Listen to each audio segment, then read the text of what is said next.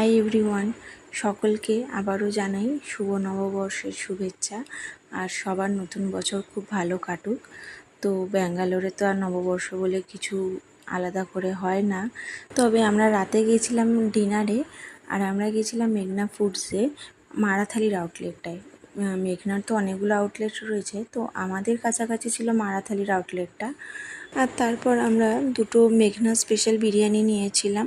তারপর বেরোনোর সময় আমি ওকে বলছিলাম দাঁড়াও, দুজনে একটু সুন্দর করে ছবি তুলি, কিন্তু ও ক্যামেরার সামনে আসতেই চায় না। আর যদিও বা আসে তাহলে ওই 2 সেকেন্ডের জন্য মুখটা দেখিয়েই চলে যায়। তো যাই হোক, আর কি করা যাবে। তো ফেরার সময় রাস্তাঘাট বেশ ফাঁকাই ছিল, কারণ অনেকটা রাত হয়ে গেছিলো।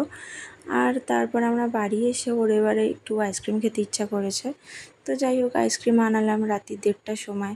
আর রাস্তাঘাট তো পুরো ফাঁকা এখন। আর দুটো আইসক্রিমের জন্য ডেলিভারি চার্জ লাগছিল, তাই জন্য আমি একটু বেসন আর সুজিও আনিয়ে নিলাম। আর দিনটা শেষ করলাম এই মিষ্টি দুটো আইসক্রিম খেয়ে।